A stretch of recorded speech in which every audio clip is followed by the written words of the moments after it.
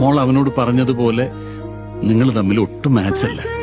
പക്ഷെ മോൾ ഒരു കാര്യം ശ്രദ്ധിച്ചിട്ടുണ്ടോ? നമ്മൾ പുറമേന്ന് നോക്കുമ്പോ മാച്ച് അല്ല എന്ന് തോന്നുന്നവരാണ് ജീവിതത്തിൽ ഏറ്റവും വിജയം കൈവരിച്ചിട്ടുള്ളത്. ഈ കാപ്പി ഉണ്ടാക്കാൻ അറിയാൻ പാടില്ലാത്തവര് അതുണ്ടാക്കുന്നത് പോലെയാണ് മാരേജ് ലൈഫ് എന്ന് പറയുന്നത്.